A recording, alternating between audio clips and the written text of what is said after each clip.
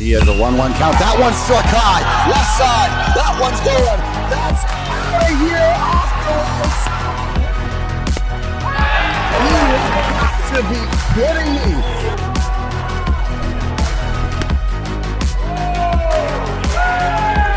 Fireworks. Here you go.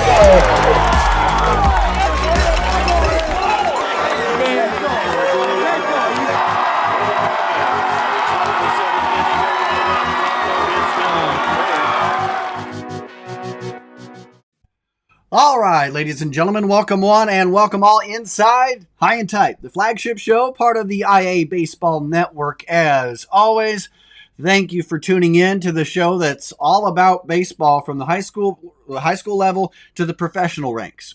All about that and more, and your thoughts and beyond. So not only hit that like, subscribe, hit us up on YouTube, hit us up on Rockman, but also make sure to let us know your thoughts. Hit us up, iabaseball1@gmail.com is our email. Plus, and I'll put that right here for you. Plus, you can also hit us up anywhere social media is present. We're on Instagram, Facebook, Twitter. Go ahead and hit us up there. Any thoughts or more, anything you want us to talk about and beyond, we can do that. Just hit us up right there. Again, I am Andrew Brown, helping to lead the charge here. It will be just me hosting today, but I won't be alone. Evan Reifert is joining us here, Iowa native and pitching extraordinaire. He's going to jump on here as we talk about his journey. What a journey it has been for him, and he's making waves. MLB Pipeline is loving what Evan is bringing to the table, and I'll talk all about that and more, and just kind of his journey and what it's been like. And for anybody out there, all the high schoolers listening, it's a great journey to follow, so make sure to do that. First and foremost, though, got to say we will be present for part of the Iowa High School Coaches Association annual clinic. We'll be there talking with some of the speakers there. Excuse me. Including Kyle Dupick of Concordia, looking to talk with others as well. Sean Kenny of Iowa, Tyler Cropley of Iowa. We'll be talking with them, as well as Eric Jagers of the New York Mets and beyond. So we are all across the board talking with the great speakers that will be. Plus, we have our giveaway, our bat giveaway. It is off, being signed, and depends on how the how the mail carriers tend to go that day. We will either have it live there at the clinic, or we'll make sure to give that announcement out later. But either way, we have a signed crayon bat. That's right, a signed crayon bat from Victus. The new line is out now, and we got your chance to have one signed and get it for free. And so we'll actually allow you to go ahead and try and get in that now. And for anybody watching, all you have to do is email us at iabaseball1@gmail.com. This email right here. Email us that, and you could get a signed bat. Don't want to say exactly, don't want to give it away just yet, but you could get your name into the drawing now if you go ahead and email us one. You got to email us your name, your number, and then that way, if you win, we get a hold of you that way. But also, you have to like us on Instagram, on Twitter, or Facebook. 2 out of the 3 is going to be preferred. So I should say you don't have to, but it really helps your chances if you are following us on all of those platforms. So make sure to go out and do that today. All right, so like I said, we got a cool show here for you. We're going to be talking about the great journey of Evan Reifert, Iowa native, and gosh, what more can you like out of what he has brought to the table? 2018 draftee, and he has made some big waves here. And again, if you want to catch him, you can catch him on Twitter, Evan Reifert 99 on Twitter, and check out everything he's got going there. But for now, we get the chance to check out him live on the Insulites.com hotline as he joins us right now. And Evan, man, I appreciate you coming along for the ride here. And I say, man, a ride, because what a ride it's been for you. Just appreciate you coming along. Yeah, happy to be here, man. Again, yeah, it's been quite the ride, and yeah, happy to share it with you. Well, man, I do want to first start with, I can only assume that being a professional baller as you are, being the guy that, I mean, you're everywhere and nowhere at once, right? You're all over the place. So take me through. Have you had much downtime here? Because already there's talk of spring training. There's already talks of all of that. From when your season ended, how much time have you actually had to just kind of do you? Yeah, that's a great question.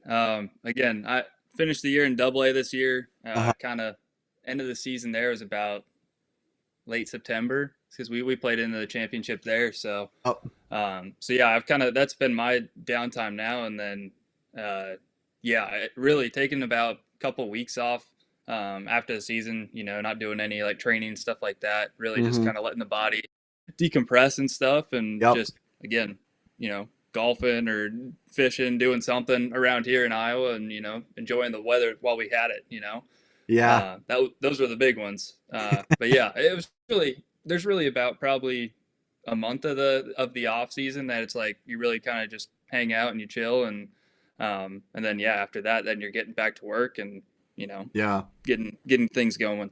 So Oh man. And what is that? As we look at it now, we get the chance to talk with you here mid January. But man, things are going to pick up really quickly. What's do you have kind of the plan, the schedule? Have they told you what's going what, and what is the plan like for you in the next couple months, which I can only assume is just going to get more and more hectic. yeah, no, it's definitely hectic for sure. I think obviously the plan right now is just kind of ramping up, making sure the arm and the body are in a good spot here, Mm-hmm.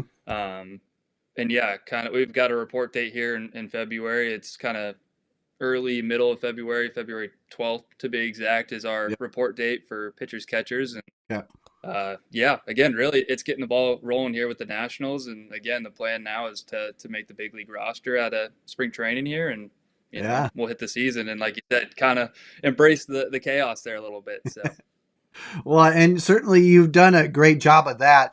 It's been really fun to watch things go on. And you mentioned what a season it was last year, getting the postseason experience, getting all that under your belt, getting the big games under your belt. We as baseball fans can look at it from the Major League Baseball side of things and go, okay, we see the World Series, we see all that. What a great time it was. Not as many of us get to see what it's like from the minor league side of things.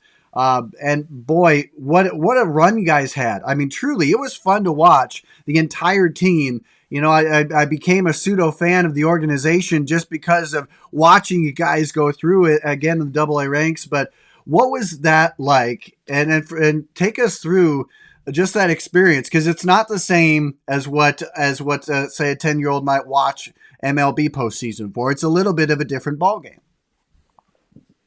yeah, so obviously the double A experience is different from what you see on TV and stuff like that. Yeah. Obviously, we've got our 130, some games that we play in a season, little less than a major league season. But Mm-hmm. again, the way they split it up in the minors is like you've got a first and a second half, and Yep. again, the winner of first half gets a vote to go into the postseason. Which again, we ended up winning first half, which was Yeah. awesome. And then we ended up winning second half as well. So, I mean, we really had a stellar year in Double A, which we had a ton of studs there. I mean, it was such a great team, and again, all of us kind of too had been playing together for the last couple of years too in the Rays organization. So, I mean, it made that team that much more special too, just to play with them and get to play with some of your best buddies there that you've really kind of gone through some of the junk through. So it makes Yeah. it that much better and that much sweeter. So it was obviously a grind, as as a normal Yeah. baseball season is. And again, coming from the high school level where you're playing 20 ish games, 30ish games, and then obviously kind of college a little bit more, and so on and so forth. And again, it's a grind, and especially the minor league season too. You're playing, 6 days a week and 6 days straight, and just kind of going from there. So it's a long season, but again, it's like if you're around really good dudes, it makes a really big difference too. And again, that season kind of flies by. It's like you go day one to day 100 and whatever, and it just kind of it's a blink at times. So, and that's kind of Yeah. how the season was. It was like we just had so many good times and good memories, and yeah, we didn't end up winning it all this year. We had a tough go in the championship. Just some things didn't go our way, but Mhm. again, what a season we had though too. Yeah. I mean, just to make it is something special, and it did show. Again, the season was just so dominant from beginning, middle to end. And again, I honestly I love the fact that I wish Major League Baseball would break it up like that too. I'm sure a lot of teams would love to punch their ticket first half of the season for sure. But Yeah. one of the things that I really liked about your journey is you've experienced a lot here, Evan, and including the Arizona Fall League a few years back. You've been able to kind of experience that. First off, what was what? Take me through one Arizona Fall League experience, and then how much has that helped progress your game ever since? Yeah, no, Arizona in 22 is awesome. I mean, again, you're around the best of the best. You're playing against, MLB's like top 100 prospects. Like you're playing against a lot of them. Hmm. So again, just getting to hear all these names that you hear about throughout the whole season, and then finally getting to step on the same field as them and play against them, it's like, all right, these guys are the real deal here. Yeah. And yeah, just again, getting to compete against them and show your stuff, and really just taking advantage of that opportunity like I did there was the best case scenario. And just kind of again, just getting to see how I stacked up against them, and again, really just executing a plan, and it was awesome. So I think that's obviously propelled my journey too. But I'd even say before that, I think Hmm. in that 22 season, I was in high A there with the Rays. It's where I finished the year at. We won the championship there. So I think, like we had talked about earlier, pitching the postseason, it makes a big difference. And Yeah. it's like I was so blessed to be with the Rays the last 3 years here now, and again, it's like we had a playoff push pretty much every season. It's like it's just the caliber of guys that they draft and that Yep. they trade for. So it's like you're always going to be with really good people, and it makes a big difference too. And again, like you said, getting that experience early, it really just it helps you in the long run. So again, pitching in the Arizona Fall League and getting to see all those prospects and all those guys from rookie ball all the way up to AAA and even Yep. some rehab and big leaguers at times too. So it makes a difference getting to play at that caliber.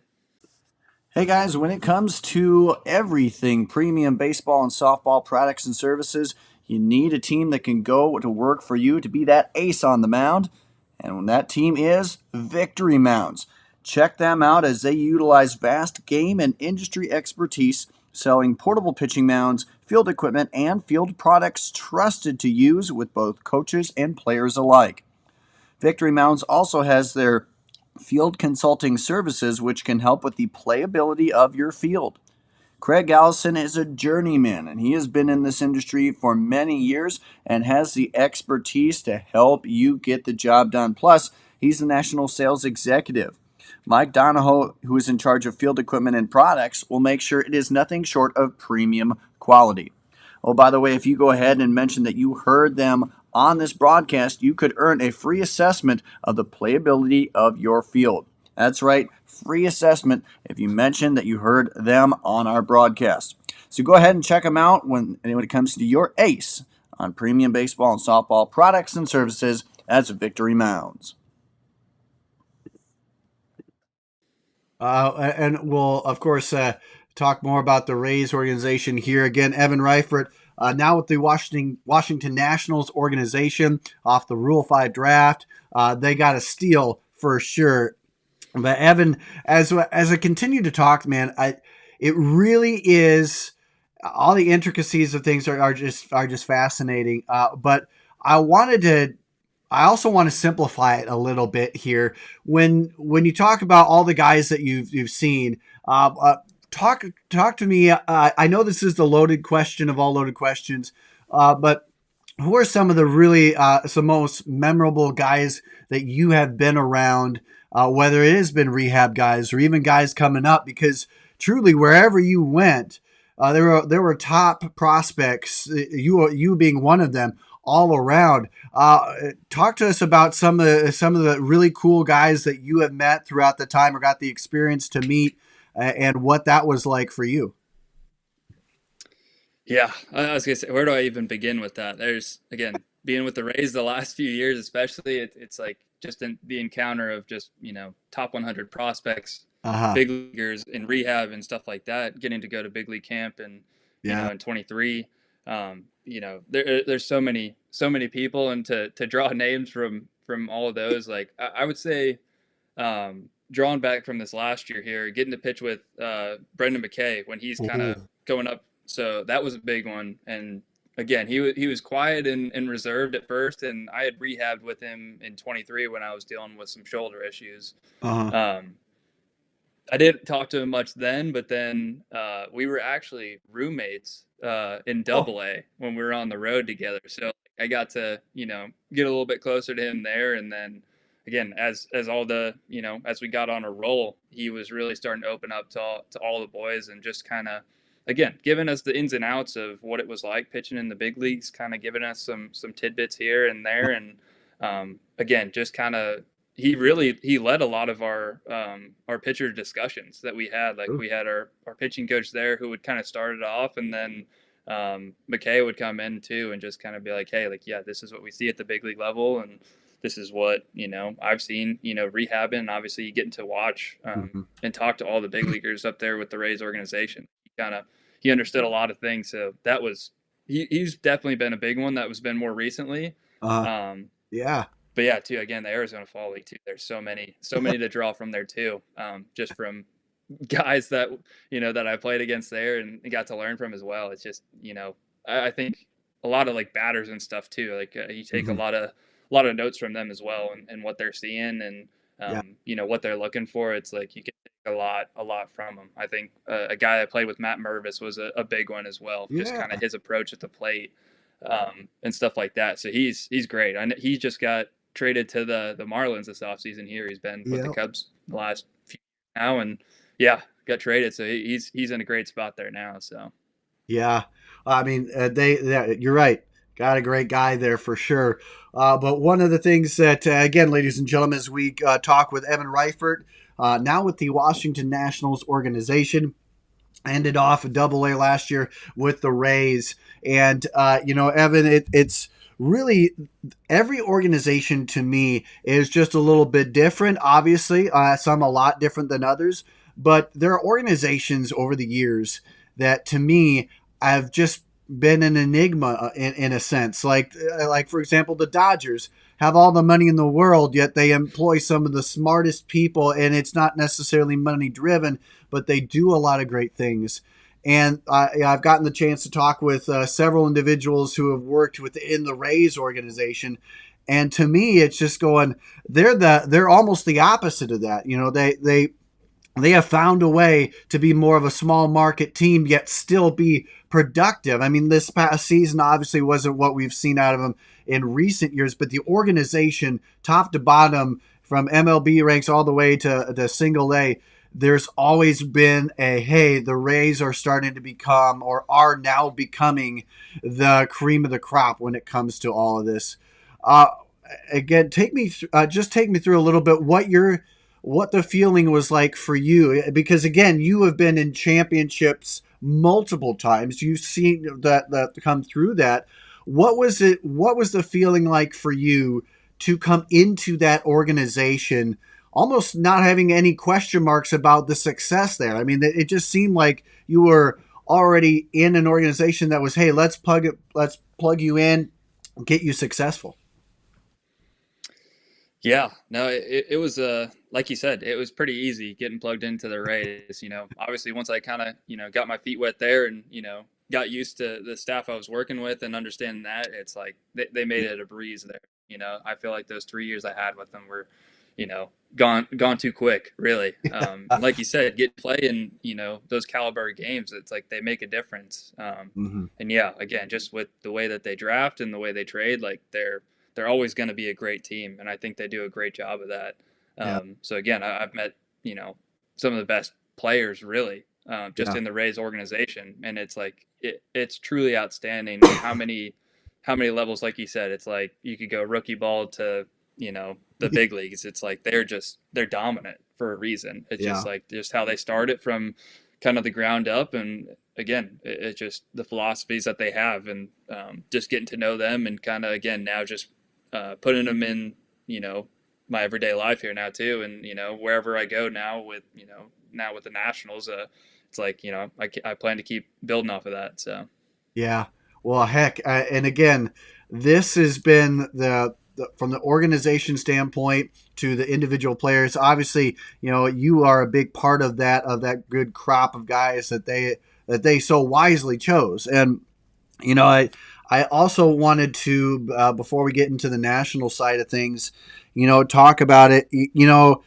You've navigating joining the MLB ranks, Evan. I can only assume uh, people look at it and go, "Wow, great, you're in." But man, it can. I bet it's kind of crazy. I bet there's a little bit of wildness to it. I mean, as a non-drafted free agent, 2020, getting to the Rays, it just the draft experience in general. I mean, we all look at, say, the Bryce Harpers who get drafted number one overall. And it's like, man, what an easy route. But it's just there's a whole lot that goes into it, and I know that a lot of guys in college right now, or even some high schoolers, are looking at, hey, how do I get to the draft, or what's the experience like? And I always got to ask this because uh, everybody's experience is a little different.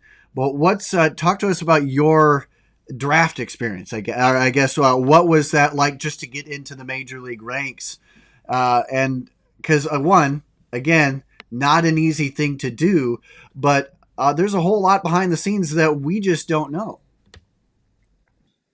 yeah, like you said, coming in as an undrafted free agent, in 2020, there, it's like I didn't know what the experience was going to be like. Mm, Obviously, I had been drafted in 2018, my freshman year in college there, and ended up turning it down to go back to college. I didn't feel like I was ready at the time there. mm, Um, but again, that also kind of gave me that hope though too. It's like, all right, people are noticing me and what I'm doing, and I'm doing something right here where I was at in college at the time there.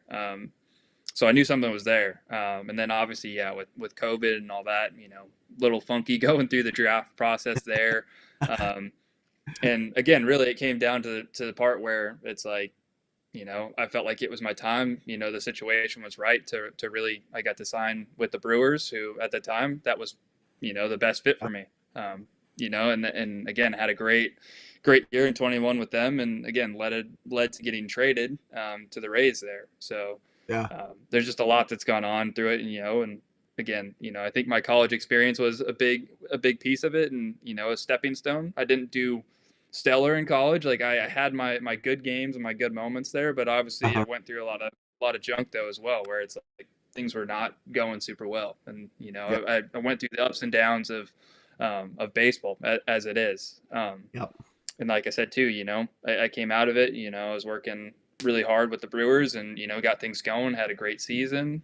Got traded, and then kind of same thing with the Rays there too. It's like, got traded to a great organization there, and got to play for them for 3 years. And again, ups and downs there too, and learning the ins and outs of the game, and yeah, again, a lot of the physical parts of it, and also the mental side of it too. It's like they all play a role, and just kind of going through that journey, and that's really been the biggest piece too. It's just the ins and outs of the game, and recognizing that, and how you can kind of come back from those adverse situations where it's like it's yeah, not going in your favor, and how you can kind of flip that switch. So that's kind of been the biggest piece for me now too, of just kind of navigating my way to where I'm at now, is really just kind of how can I handle the crappy situations, and again the high pressure situations too. And again, mhm, getting those opportunities with the Rays, and again the fall league, and everything else too. And big league camp, like there's plenty of opportunities there to go around, and I'm extremely blessed to have gone through those moments. So Oh man, and one for sure, you've earned it. I mean, the way that you've gone about it, and again, talking with some MLB pipeline guys that have a lot to say about you. But one thing I did want to go ahead and you talk about getting noticed, and man, when you're someone that in the Rule 5 draft that people want to go out, teams want to go out and get you for what. How did that feel to you, knowing that there was a team willing, they wanted to snag you away? That I mean, your name is getting out there. You're now a top 30 prospect within the organization, according to MLB Pipeline, and it's good. Again, fascinating story, and I absolutely love it. But what did that mean to you that a team is like, hey, we got to go steal this guy? yeah, I mean, obviously a great feeling. I didn't know the Nationals at the time were interested in me. I think my agent did a good job of keeping it kind of on the low. And again, he really, throughout the whole season too, this last year, he's just like, hey, just keep doing you. Like you're doing great. Keep your head down and like keep going. Keep plowing through. And Yeah. again, had a great season. So that was the biggest part, really. Is like Okay. not worrying about the uncontrollables of like who's watching or this and that. It's like recognizing, hey, there are people watching whether you know it or not. Yeah. Um, and yeah, so it was obviously a great feeling to get picked up there, and again to get picked up fifth there. It was unreal. So I mean, obviously, I was extremely excited about that and happy, and yeah, to say the least there. So And again, ladies and gentlemen, the one and only Evan Reifert joining us here again. Rule 5 draft pickup of the Washington Nationals was with the Rays organization, and man, going over, it's going to be great. But one thing I did want to get to as you continue through the Nationals, man, they have been growing here, but man, they've had a good history. Obviously, 2019 it was a great year for that organization here. Um, but man, you go from one fantastic, like you said, organization into the Rays here now. And the more and more I look into it, man, there's a lot of things that a lot of people are liking about what you're doing. And you mentioned the mental side of it, the work ethic, everything that gets put in there. I know it's a cliche question. I've got to ask it, but it, and I think it's important to ask this simply because you're a top 30 prospect. Teams wanted to go after and snatch you up for a reason. And I got to ask this: how big has that mental grind been for you? How has that impacted other aspects of your game? And I mean, how, when you take a look at what high schoolers are trying to do, what college guys that you have been through are trying to do, how much should they look towards that mental side, and how big of a component is it towards other aspects of your game? yeah, it's a great question. I think the mental side of things is the biggest part. Really, it's the biggest aspect of baseball. Really, especially there's so much time to think, um, and Mm-hmm. that's really where I've made my biggest strides too. And those have been my biggest hurdles along the way too. Again, like I've talked about too, going through college, the bumps and the bruises there. It's like a lot of it had to deal with the mental side of the game, and my ability to kind of get through those moments. And again, being resilient there too, and to get Yeah. through those moments. It's such a big aspect of the game. And again, the younger you can start that, and you can start to realize that, hey, this is such a big component. I need to put more time into this. The better off you're going to be. So I've really invested the time into it now, and again, I think that's why I'm in the spot that I am now, with the Nationals here, and again with the Rule 5. Um, that's the whole reason I'm here, is because I've really Yeah. taken advantage of the mental side of the game, and you know taking advantage of that, talking to the people I need to talk to about it, and people who have kind of guided me along the way, whether that's pitching coaches or any coach or staff member that we had in our organization as well. Everyone's really free to kind of talk to you about that. And again, obviously we have sports psychologists to talk to as well. They're such a big help. Yeah. And again, they're such a big resource too, that again, that's why we see um, any professional sport nowadays, and even some collegiate sports psychologists as well. Yeah. That they're investing into these people for a reason, and they're a valuable resource. So Yeah. Oh man, valuable. Definitely describes that to a T. And again, ladies and gentlemen, if you haven't gotten the chance, again, Iowa native Evan Reifert has gone through. And man, I say gone through. You have succeeded. I'm not saying this like, man, Evan's gone through and barely wiggled his way. Evan, you've done a fantastic job of earning every spot you've been at and beyond. And I gotta ask this now, because one, I've been fascinated with what one your arsenal in general, fun to watch. And I'll ask the approach here in a bit, but I've had some people up at MLB Pipeline say, "Hey, ask about the slider. I ask about the good pitch." I mean, a 70% whiff rate is certainly that's huge, and you used it in moderation for the most part, man. But I gotta ask, how fun was it to throw that pitch, and how did that come to be? Because it seemed that's a major league pitch for me.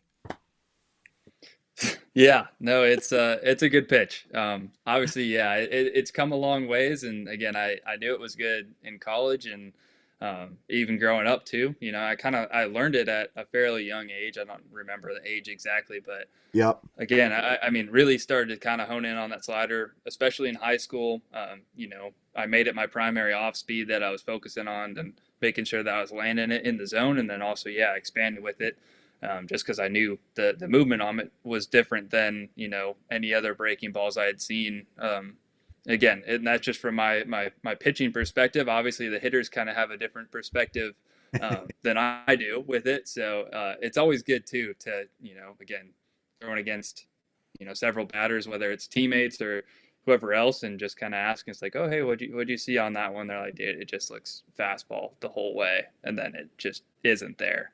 Yeah. So I mean, it's just the deception behind the pitch itself is I can't really speak too much on it. Yep. Again, I think it's just just the way that I pitch and that I throw, and then also yeah, just the late movement on it that I get. So it's like really, I'm just trying to, I throw it off my index finger. I'm just trying to rip the Yep. seam. I've got got my grip, and really, I'm just trying to keep it simple and just be like, all right, I'm just trying to rip this thing as hard as I can, and again, it works. So Yeah, and I mean, man, ripping off the seam is not as easy as it sounds, and certainly, but you make it look easy there. Uh, a lot certainly went into the development of that pitch, and you guys, you mentioned you've had it for quite some time now. What has that opened the door, or what kind of doors has that opened for you, knowing that that's kind of the reliable pitch? Because I see high schoolers these days try and focus too much on making something out of nothing, or trying to force something, I should say there. What is having that reliable pitch been? What kind of doors has that opened for you in terms of what you're able to do and how you're able to attack? Because the as far as you guys have went in the postseason that you've been in, I assume, can only assume here, that you faced really good hitters along the way. So how is having not just a balanced arsenal, but having that kind of a pitch that you can rely on, it helped your development and kind of helped you in general? yeah, no, it's been great. Obviously, again, it's great to have an elite pitch in your Mm-hmm. arsenal to start, and then obviously, yeah, to kind of pitch off of that. Really, that's been the biggest key for me. It's like I Mm-hmm. talked about earlier, the pitch has really developed over the years, and again, I think it started in college when I was starting to throw it there. I didn't quite grasp it then, but then obviously getting into pro ball, the Brewers were such a big help for me, working with really good pitching coaches. Mm-hmm. And then obviously the coordinators that they had too, they really they gave me the details that I needed to really succeed there. And they're just like, hey, you have an above average slider here. Like you should throw this more often than your Mm-hmm. fastball. Um, which again, at that point in time, I really didn't know that. I was just like, oh, like I figured this is just kind of I should throw this later in counts. I didn't really understand or grasp the concept of what I had. So it just came such a bigger deal, and understanding how to use my arsenal for my benefit, and understanding that throwing the slider more was better, and that if I can also land it in the zone, it just the pitch continues to get better and better. So, Yeah. because again, it's like if I can land it in zone, then guys have to now respect it. And then Yeah. again, when I want to, bury it later in the count, or whenever I need it, it's like it's there, and then I'm getting the swing and miss. Like we said, there's about 70% swing and miss. It's a great pitch there, so it does help to have a pitch like that in my arsenal. And again, that also helps out with the fastball as well. Yep. Again, the fastball isn't always the flashiest thing for me. It's not my MO. The slider is always my better pitch, and Mhm. I'm going to throw that as much as I can. But again, it helps the fastball play up as well, because again, a lot of the times they're like, oh, I'm sitting slider. This guy throws a really good slider. I'm going to sit on a slider. And then Mhm. again, if I can throw, mid 90s at you, or whatever the heater Yeah. is, playing off of that, it helps a lot. So they have to respect both there. Hey, everybody, got something really special to tell you about, and that is called Insulites. They're the LED flashing insulated light that you can see from up to half a mile or more away. That's right, if you have an electric fence, the dream of no longer shocking yourself to test your fence is now a reality. That's right, Insulites can pick place onto almost any type of post out there. You run the wire right through it, and voila, you've got flashing light and knowledge that your fence is working properly. See, it goes with the pulse of the fence, so you don't have to ground anything, add any bulky equipment, or, again, shock yourself to test if your fence is working. All you need to do is check them out today at insulites.com. They're simple, they get it to you, customer service on point. Hey, they've got it all for you, and all you have to do is check them out today at insulites.com, and you can know your fence is working from the comforts of your home or even your own car. It is simple as that. All you need to do is check them out today by heading to Insulites at insulites.com. And when you're there, tell them iBaseball sent you. Yeah, and certainly, and it gets to a point where batters just are looking every which way but Sunday, and they just can't quite grasp it. And I love that. Again, it just made a lot of guys have been looking pretty silly, due to a large part to that slider of yours. But when and I know you can't talk on too much here on it here, Evan, but when you have gone through the development and coming from the high school side of things, there's a lot of times where you see coaches say, "Hey, don't turn the doorknob, don't do this, don't making sure that arm care is right there." Can you talk to us a little bit on really kind of all your pitches, but especially when it comes to the slider, any misconceptions or anything that you had to when you got to the professional level that kind of opened your eyes when it came to this or kind of changed your way of thinking? Uh, and I again, I only say that simply because I see a lot of guys trying to force it with the twisting the wrist and all of that. Are those kind of the misconceptions you throughout the development, I guess, of your pitch that you have run into? And then when you got to the professional ranks, what was opened up to you about that pitch and others? Yeah, no, I think like you said, the development, especially at a younger age too, and again, Hmm. looking at a younger myself as well. Yeah. It's like I think the manipulation part. You think it's like you have a picture or you have a visualization in your mind already of like what this pitch should do. Yep. And again, at a young age too, it's like you're not always able to spin it as well. Again, Hmm. there's probably a 1%, chance of people who have that ability or that capability at a young age to really do that.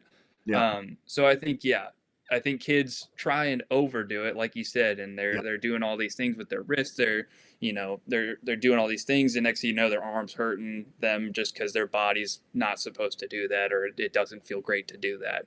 Hmm. For long periods of time, stuff like that. Yep. So I think the biggest thing for me too has just been the consistency with it, right? And just Yep. kind of again finding that grip, that consistent grip. And I think the slider really is kind of one of those. I want to say harmless pitches, the way I throw it at least. Yep.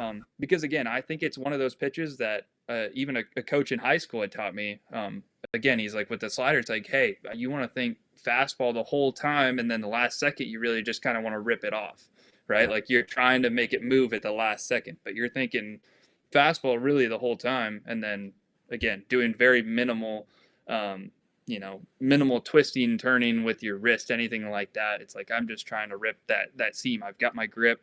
I'm really just I'm trusting the grip to do, the thing that I want it to do, right? Like I've got that picture in my mind what this pitch is supposed to do, and now it's like I'm just trusting that grip here and letting the rest take over. So Yeah. Oh, again, and it has certainly taken over a lot of batters. Again, ladies and gentlemen, Evan Reifert joining me as we start to wind things down. But before we do so, don't forget, ladies and gentlemen, checking out hittingapproach.com, the app that's cost effective. And hey, if you get the chance, get out there and get a free trial going, because it helps out with a whole lot of things. And it can use TrackMan data and beyond. So everything's there, cost effective. You don't have to break the bank for it. Plus, you can do a lot of things from bullpen sessions, hitting sessions. It has charts, spreadsheets, graphs, more right after the game is done, all ready for you and your players and beyond. It's all there for you. All you got to do is hit up John and the rest of the crew at Hitting Approach. Man, they have done a great job of it. And again, check them out today. Get that free trial going, and I guarantee you will not be disappointed. Oh, by the way, they have all these questionnaires at the end of games to give to your players, so that they can really go through and understand how the games went for them and get them prepared mentally as well as physically for the game ahead. So check them out today at hittingapproach.com. Evan, as we get back here, I got to ask, as we start to wind down, there's been a whole lot of serious questions, but now I got to ask some really hard-hitting questions for you, something that really gets your brain working. I got to first ask, just a quick hitter with this one. I'm a big seeds guy, but man, the way that some fields are going, seeds might be a thing of the past. Are you a seeds guy? Do you go gum guy? Are you neither? Where, when we see you back up on the field or in the dugout, what are you going to be sporting next? I'm definitely a seeds guy over gum guy. So There seeds you all the go. way. And then yeah, just to add to that too, dill pickle. Dill pickle seeds, 100%. So Yeah, those, if I had one seed of choice, that's my seed of choice. I'm going pickle seeds all day. So nice. How much do you experiment? I mean, do you have a second, third? I mean, just like your arsenal of pitches, do you have a secondary, third, and beyond in which you can go to, or is it dill pickle or none?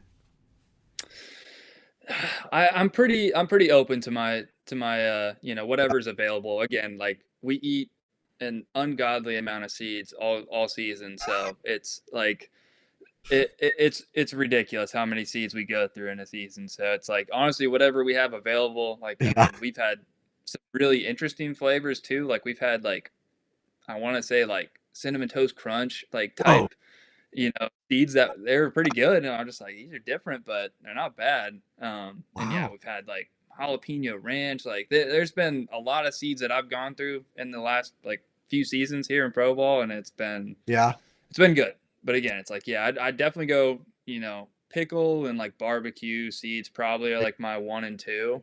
Those are I, like my safe choices that it's like, all right, if I got one of these two, I'm going to be okay. But, you can't go wrong with an original. Can't go wrong with, like a cracked pepper or anything like that. So, there you go. There you go. Now, with this, I know that in terms of what you eat, I mean, you're an athlete, right? At the highest level, you got a certain diet that you stick to.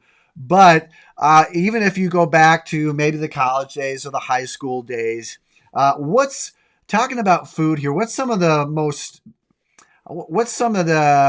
craziest foods? I don't want to say there are some foods that are not crazy to others, but what's some of the most wild foods that you have been able to taste or have seen anyway?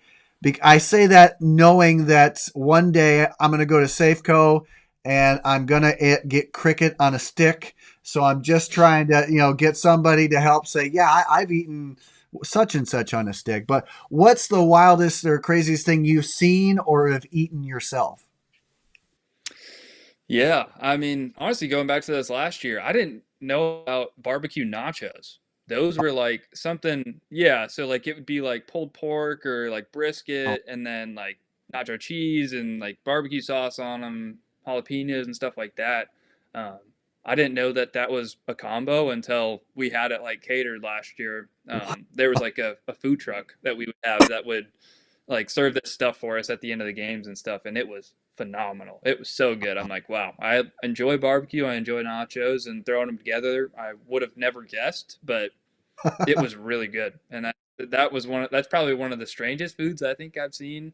yeah. Um, Wow. but yeah, I'd have to think more on it really, but that's the first one that comes to mind for me. When it comes to food, I've talked to guys who are really picky, some guys who are willing to try.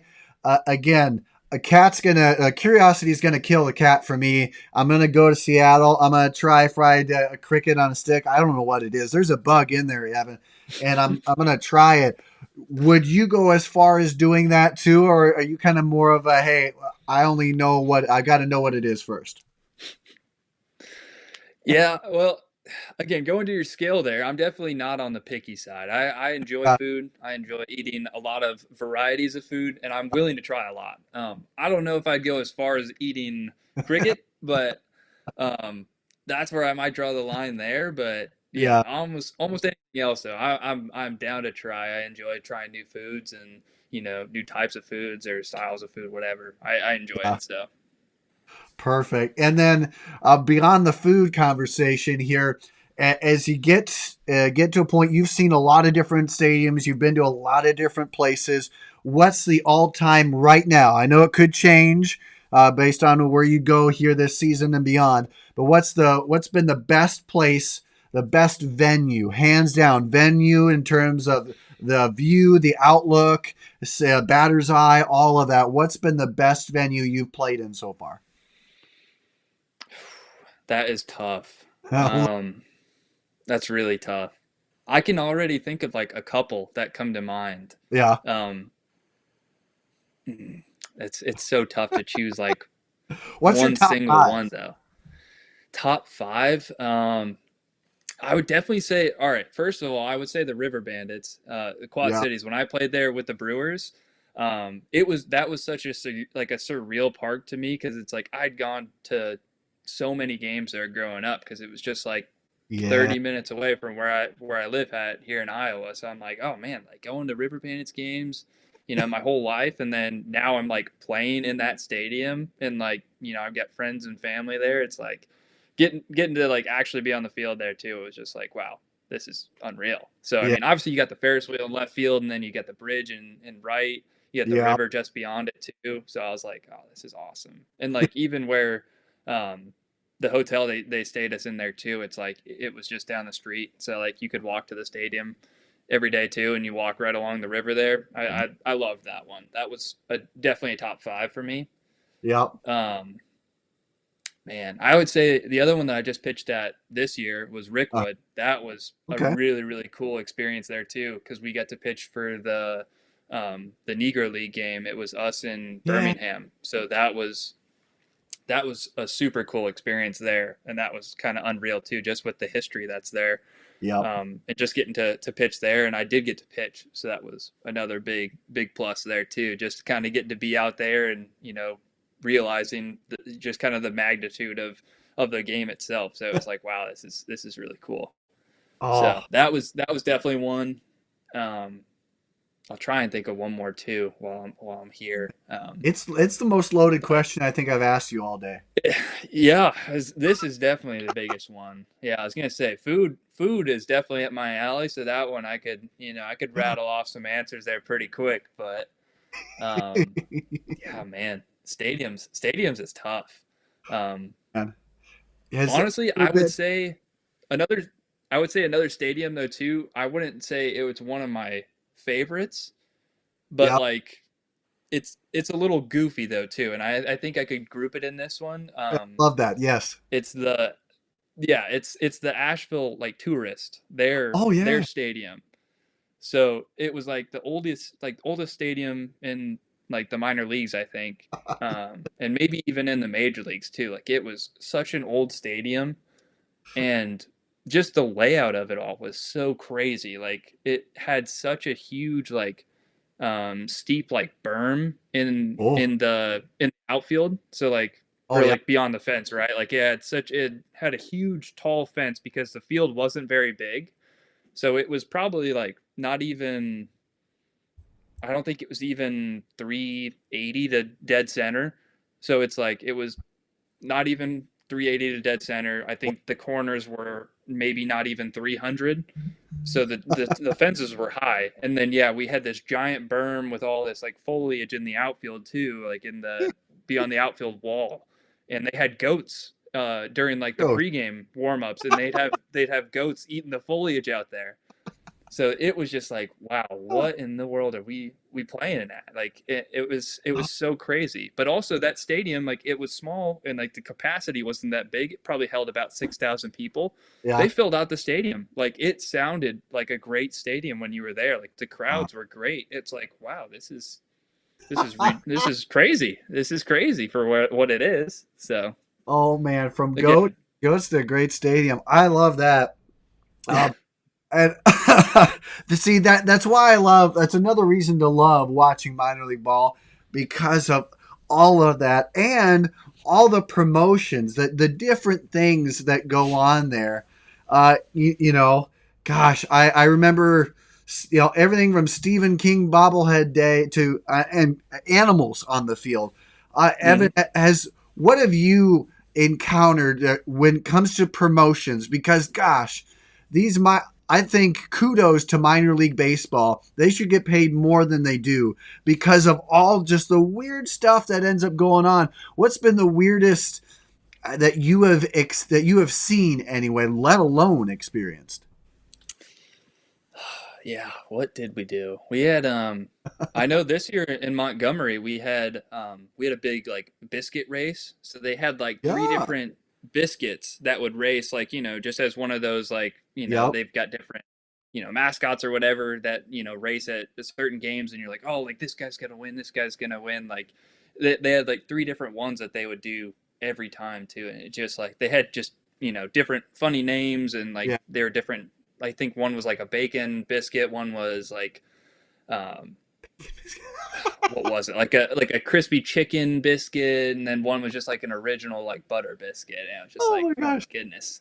And they were racing in these costumes around our infield, and it was always a riot there with those guys. So um, that was always a good one. I know in Wisconsin too, we had like the giant like inflatable balls that you like run into each other with. Yeah. Um, we had that in Appleton, Wisconsin, when I was with the Brewers, and we had it um, where our I'm blanking the bullpens were where the bullpens were. They were out in Yeah. the outfield, so Really. it's like yeah. So they had this on the jumbotron out there.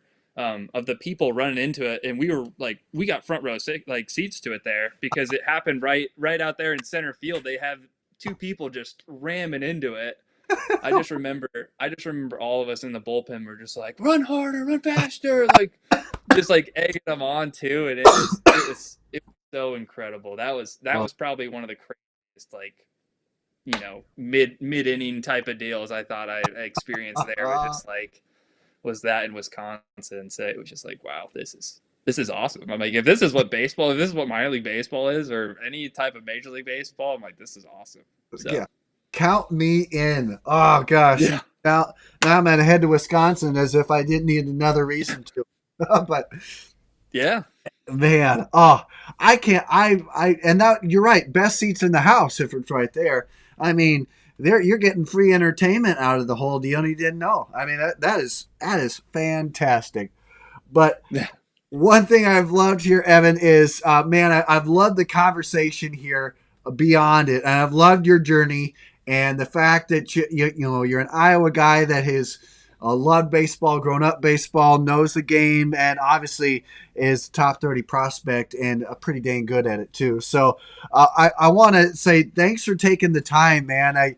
There's so much more that I think over the course of the next few years, I'd love to pick your brain on, because it's really good to have these conversations, and I hope everyone else watching them is having a great time. But man, I want to first off thanks again for just jumping on here and taking some time during the thin off season window that you have.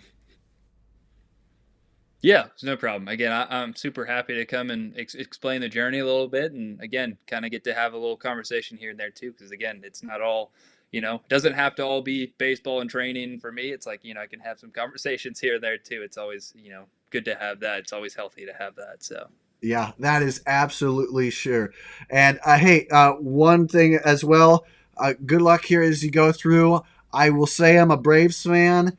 I won't hold it against you that you're with the NASA organization, but I know that you're with a great group again, and they got you.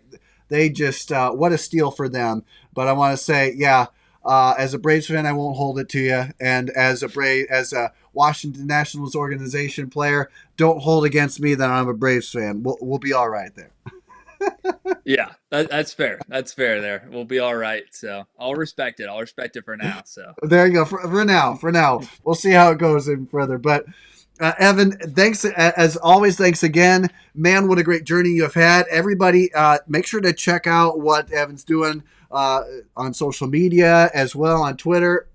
And of course, with the Washington Nationals organization, catch up what he's going through. And again, it's going to not be too long. We're going to see him back out on the field. Evan, thanks again for taking the time here, man. And good luck. And hopefully you have a relaxing off season until then. yeah, thank you. I appreciate the time, man. And ladies and gentlemen, as we go ahead and say a sayonara here, I just want to say, please check out what Evan's doing. He's a great role model to go through. Obviously, as you heard, he can do a lot cerebrally, physically, mentally, any way you want to put a "ly" at the end of a word, he can do it. So I urge everybody out there, look what he's doing. He's been a great, great role model and continues to be. But for right now, ladies and gentlemen, we're going to say sayonara. Thanks again for tuning in. Make sure to check us at the Coach's Clinic. And until we see each other next time, stay safe on the base pass. Thanks again.